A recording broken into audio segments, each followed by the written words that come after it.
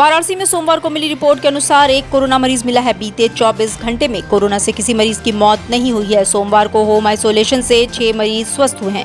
Covid hospital से किसी मरीज को छुट्टी नहीं मिली है। वाराणसी में तीसरी लहर में अब तक 13,638 पॉजिटिव मरीज मिल चुके हैं। इनमें से 13,598 लोग स्वस्थ हो चुके हैं, जबकि एक्टिव केसों की संख्या 27 है। लालपुर पांडेपुर थाना अंतर्गत सोईपुर गांव में पिता पुत्र की पीट कर हत्या कर देने का मामला सामने आया है। मौके पर पहुंची पुलिस ने आरोपी को हिरासत में ले लिया है। बताया जा रहा है कि आरोपी पड़ोसी युवक शराब के नशे में धुत होकर पिता पुत्र से गाली गलौज कर रहा था। विरोध करने पर उसने लकड़ी के पटरे से पीट कर दोनों की हत्या कर दी। जानकारी के अनुसार लालपुर पांडेपुर थाना अंतर्गत सोईपुर गाँव निवासी मोहम्मद जलालुद्दीन 65 वर्ष फेरी लगाकर सामान बेचते थे। जलालुद्दीन के 5 बेटों और 2 बेटियों में सबसे बड़ा शमशेर उनके काम में सहयोग करता था। फिलहाल पुलिस घटना की जांच में जुट चुकी है। मेरे घर पर वहाँ पर कुछ एक लड़का था, पी के दारू मेरे दादा उदा गरिया दिया ना। उस लड़के का नाम 10वीं था। क्या हुआ फिर? यहाँ पर मेरे दादा सोए थे, यहाँ पर मेरे पापा सोए थे, बीच में हम लोग सोए थे, हम दोनों भाई बहन ना। फिर वो आया दारू पी के, पहले गरिया कि तेरी बहन बताई तो क्या करे सुतल हुए। तो वो लोग बोले कि बचवा का करे गरियावत हुआ, तू जा घरे पीले कहले हुआ, तू जा घरे खा पी के सुता। तो कह तू का करबे, पटरा उठाया तुरंत। पहले मेरे पापा को मारा 2 पटरा, फिर उसके बाद दादा बोलने लगे, दादा को 2-3 पटरा मार के उनको बेहोश कर दिया। फिर एक अद्धा पापा को 2-3 पटरा मारा, एक अद्धा पापा को मारा, फिर इनको मारा। फिर दौड़ के भागा एकदम चपक को। हम लोग फिर उठे तो एकदम नाटक बना के सोए थे। एकदम उठे तो हम लोग तुरंत इसको कहेंगे सब लोग को बुलाओ। तो हम गए चौकी पर, बुलाए सर आया तुरंत उनको एम्बुलेंस को फोन करे, एम्बुलेंस वाला आया तुरंत गया। और पैसा दे रहे थे कि किसी को बताना मत। हम चौकी पर गए तो इसको कहने पैसा जितना चाहिए ले लो, लेकिन किसी को बताना मत। हमको भी हम आए चौकी पर तो हमको कहना ज़्यादा बच्ची ज़्यादा छोड़ दे। हम कल काहे छोड़ दे, हमारे घर के मरल में हमने अनाथ हो जाए। यहाँ हमने के इंसान घर में बस हम लोग का ये है, भाई है और ये हम 4 लोग थे। हमारे पापा थे, दादा ये थी, मैं थे, बस और कोई नहीं। हाँ घटना 11 साढ़े 11 बजे 12 बजे। मम्मी नहीं है, 8 साल पहले हम गुजर गई हैं साहब। हाँ अब मेरा हम लोग का कोई नहीं है। अब हम लोग के इंसाफ दीजिए साहब। अब आप ही लोग के हाथ में है साहब। अब आप लोग जो करेंगे वही होगा साहब। हम लोग के इंसाफ नहीं मिलेगा साहब, हम लोग मर जाएंगे साहब। वाराणसी के मंडलायुक्त और जिलाधिकारी के नाम से सोशल मीडिया पर फर्जी अकाउंट बनाकर पाकिस्तानी हैकर्स अधिकारियों और लोगों से गिफ्ट और पैसा मांग रहे हैं। मामले में रविवार को जिलाधिकारी कौशल राज शर्मा ने लोगों से अपील की है कि वो ऐसे किसी जालसाज के झांसे में ना आए। जिन मोबाइल नंबर से पैसा और गिफ्ट मांगा जा रहा है उनका नाम पता फर्जी है। जालसाजों के नंबर की लोकेशन जम्मू कश्मीर के पाकिस्तान बॉर्डर पर मिली है। वहीं भारतीय जनता पार्टी के क्षेत्रीय महामंत्री अशोक चौरसिया के नाम से भी फर्जी फेसबुक अकाउंट बनाकर कोई अवांछनीय तत्व द्वारा लोगों से पैसे मांगने का मामला सामने आया है। उक्त जानकारी क्षेत्रीय महामंत्री अशोक चौरसिया ने सिगरा थाना अध्यक्ष को पत्र लिखकर दी है। बेलूपुर थाना क्षेत्र में हुई घटना ने एक बार फिर इंसानियत को शर्मसार कर दिया। सोमवार को क्षेत्र के ही एक युवक ने अपने पड़ोस में आई 4 साल की बच्ची से दुष्कर्म की वारदात को अंजाम दे डाला। घटना रविवार के देर रात की है। दुष्कर्म करने के बाद युवक मौके से फरार हो गया। इधर बच्ची के परिजन जब उसकी चीख सुनकर पहुंचे तो बच्ची रो रही थी। बच्ची ने मां को आपबीती बताई, जिसके बाद मुकदमा दर्ज हुआ और सोमवार को पुलिस ने संकटमोचन इलाके से उस व्यक्ति को गिरफ्तार कर लिया है। फिलहाल पुलिस ने आरोपी का मेडिकल कराकर जेल भेज दिया। वहीं बच्ची को मेडिकल मुआयने के लिए अस्पताल भेजा है। वाराणसी के हरिश्चंद्र पीजी कॉलेज का छात्र संघ चुनाव भारी गहमागहमी और कड़ी सुरक्षा व्यवस्था के बीच संपन्न हो गया। इस चुनाव में अध्यक्ष पर अभिषेक चौधरी ने अपना परचम फहराया और विजय हासिल की। उन्होंने अपने निकटतम प्रतिद्वंदी सौरभ यादव को 79 मतों से हरा दिया है। वहीं उपाध्यक्ष पद पर पीयूष यादव, महामंत्री पद पर सर्वेश तिवारी और पुस्तकालय मंत्री पद पर पंकज कुमार सिंह निर्वाचित हुए हैं। सभी जीते हुए पदाधिकारी को पद और गोपनीयता की शपथ दिलाने के बाद कड़ी सुरक्षा में उनके घर को भेज दिया गया है। अगर आप भी अपने 2 पहिया वाहन की स्मार्ट सर्विस चाहते हैं तो स्मार्ट गैरेज है आपके लिए बेस्ट ऑप्शन। मात्र 99 रुपए में बाइक और स्कूटी की करवाए सर्विसिंग। पिक एंड ड्रॉप की है विशेष सुविधा। वाराणसी आजमगढ़ रोड, लंबी सब्जी मंडी के पास। ज्ञानवापी मस्जिद का सोमवार को लगातार तीसरे दिन सर्वे हुआ और ये अब पूरी तरह समाप्त हो गया है। दोपहर 12 बजे के पहले ही सर्वे करके बाहर निकले वादी पक्ष के अधिवक्ताओं ने दावा किया कि हम जिस चीज के लिए सर्वे की मांग कर रहे थे वो 100% बल्कि उससे ज्यादा हमें मिल गया है। वादी पक्ष के अधिवक्ता सुभाष नंदन चतुर्वेदी ने कहा कि शायद हमारा सौभाग्य कि हम ऐसे इंसान हैं जिन्होंने 1659 के बाद पहली बार दर्शन किए हैं। बता दें कि सर्वे की रिपोर्ट कोर्ट कमिश्नर को 17 मई को अदालत में पेश करनी है। सुभाष नंदन चतुर्वेदी ने कहा कि काशी के लिए आज का दिन स्वर्णिम इतिहास बनकर सुनहरे अक्षरों में लिखा जाएगा। पर्याप्त है? पर्याप्त ही नहीं, हमको विश्वास है कि इन्हीं साक्ष्यों के लिए हम लड़ रहे थे, वो साक्ष्य 100% हमारे सामने आ गए हैं, इसलिए विश्वास है कि हम सफल होंगे। एक और इसी से जुड़ा हुआ जो मुकदमा है वो हम देख रहे हैं कि इलाहाबाद हाईकोर्ट में चल रहा है। उस मामले में ये साक्ष्य कितने? ये साक्ष्य सारे मुकदमों में आदि विश्वेश्वर के जो भी मुकदमे चलेंगे या चल रहे हैं, सब में ये साक्ष्य जो है प्रमाणित ढंग से एक सबूत के तौर पे प्रस्तुत होंगे और सफलता के लिए ये मील का पत्थर ये साक्ष्य साबित होंगे।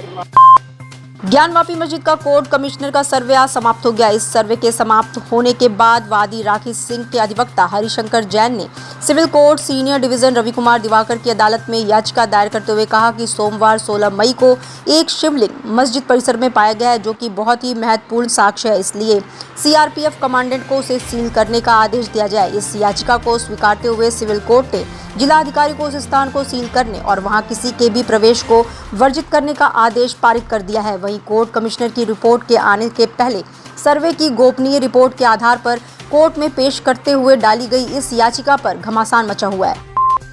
ज्ञानवापी मस्जिद श्रृंगार गौरी सर्वे सोमवार को खत्म हो गया। इस सर्वे के बाद जहां वादी पक्ष ने शिवलिंग के मिलने का दावा किया है, वहीं प्रतिवादी संख्या 4 अंजुमन इंतजामिया मस्जिद कमेटी के अधिवक्ताओं ने ऐसी किसी भी चीज के मिलने से इनकार किया है। प्रतिवादी पक्ष के अधिवक्ता मुमताज अहमद ने कहा कि कहने को तो कोई कुछ भी कह देगा, पर जो सही है वो कल कोर्ट में रिपोर्ट में सामने आ जाएगा। प्रतिवादी संख्या 4 अंजुमन इंतजामिया मस्जिद कमेटी के अधिवक्ता मुमताज अहमद ने बताया कि अंदर कुछ भी ऐसा नहीं मिला जो वादी पक्ष कह रहा है। शिवलिंग पाए जाने का दावा करने वाले पक्षकार केवल गुमराह कर रहे हैं। प्रतिवादी संख्या 4 के अधिवक्ताओं के अनुसार कोर्ट ने स्थान को सील करने का जल्दबाजी में आदेश दे दिया। हम इस आदेश से संतुष्ट नहीं हैं और इसे हम चुनौती देंगे। मुमताज जी, आप लोग संतुष्ट हैं जो सर्वे हुआ है? मुमताज जी, भैया संतुष्ट हो गए तो बताएंगे ना, रिपोर्ट आएगी तब ना। रिपोर्ट आने पिछली बार आप लोग असंतुष्ट थे, इस बार क्या है? पिछली बार असंतुष्टि थी। नहीं, कुछ नहीं। अच्छा मुमताज जी एक सवाल हमको जाने दीजिए, आप एक सवाल सोहान जी कह रहे हैं कि मलबा मिला है, वो याचिका जाना भाई 11 बजे कोर्ट का टाइम। अरे कोर्ट को पता है 8 से 12 बजे तक सर्वे होना है। नहीं, नाराज मत होइए। ज्ञानवापी मस्जिद का कोर्ट कमिश्नर सर्वे समाप्त हो चुका है। वहीं वादी पक्ष के कोर्ट में इस बात की अर्जी दी है कि अंदर शिवलिंग मिला है और उस स्थान की सुरक्षा की जाए, जिस पर डीएम को आदेशित भी किया गया है। इन सब के बीच ट्विटर पर भी जुबानी जंग तेज हो गई है और लोग अपनी खुशी और गुस्से का इजहार कर रहे हैं। इसी क्रम में उप मुख्यमंत्री केशव प्रसाद मौर्य ने ट्विटर पर एक बयान जारी करते हुए बुद्ध पूर्णिमा को मिले शिवलिंग को सनातन हिंदू परंपरा का पौराणिक संदेश बताया है। वहीं AIMI के राष्ट्रीय अध्यक्ष ओवैसी ने अपने ट्विटर अकाउंट पर एक वीडियो क्लिप डालकर कहा है कि अब हम अपनी मस्जिदें नहीं खोने देंगे और ज्ञानवापी मस्जिद कयामत तक मस्जिद ही रहेगी। तो बाबरी मस्जिद को मुझसे छीन लिया गया, अब हम वही 19-20 साल के बच्चों की आंखों के सामने दोबारा मस्जिद को नहीं खोएंगे इंशाअल्लाह ताला। क्या आप तमाम लोग अहद लेते हैं कि हम कोई मस्जिद को नहीं खोएंगे? क्या आप अहद लेते हैं कि अब हम कोई मस्जिद को नहीं खोएंगे? अगर अहद लेते हैं तो हाथ उठा कर कहिए नारे तकबीर, नारे तकबीर। इनको पैगाम मिलना चाहिए, मस्जिद को अब हम नहीं खोएंगे। तुम्हारे दिल फरेब और हथकंडों से हम जान चुके तुम्हारे हथकंडों को, और अल्लाह के रसूल सल्लल्लाहु अलैहि वसल्लम का हदीस शरीफ है कि मोमिन वो है जो 2 बार एक सुराख से नहीं डसा जाता। अब हम दोबारा नहीं इनको डसने देंगे। मस्जिद है और रहेगी इंशाअल्लाह ताला सुबह क़यामत तक। ज्ञानवापी मस्जिद मस्जिद थी और जब तक अल्लाह दुनिया को कायम रखेगा मस्जिद रहेगी इंशाअल्लाह ताला। और हमारा काम यह है कि हम अपने मस्जिदों को आबाद रखें। हमारी भी जिम्मेदारी है कि रमजान हो गया तो मस्जिद के दरो दीवार तरसती है कि कहां गए वो लोग जो रमजान के 30 दिन अल्लाह के घर में आकर सर्वसजूद हो रहे थे। तो याद रखो, मस्जिदों की हिफाजत पहले हमको अपनी महल्लों की मस्जिदों को आबाद रख के रखना। अगर हम अपने महल्लों की गांव की मस्जिद को आबाद रखेंगे तो ये शैतानी ताकतें जो ललचाई नजरों से हमको अपनी तहजीब से महरूम करना चाहती है, इनको पैगाम मिल जाएगा कि अब दोबारा मुसलमान भारत का मस्जिद होने को तैयार नहीं है। ज्ञानवापी मस्जिद श्रृंगार गौरी का कोर्ट कमीशन सर्वे समाप्त होने के बाद मुख्यवादी विश्व वैदिक सनातन संघ के प्रमुख जितेंद्र सिंह बिसेन ने महत्वपूर्ण प्रेस कॉन्फ्रेंस की। इस प्रेस कॉन्फ्रेंस में उन्होंने बताया कि वीडियोग्राफी और फोटोग्राफी की कार्रवाई सफलतापूर्वक जिला प्रशासन के सहयोग से संपन्न हुआ है।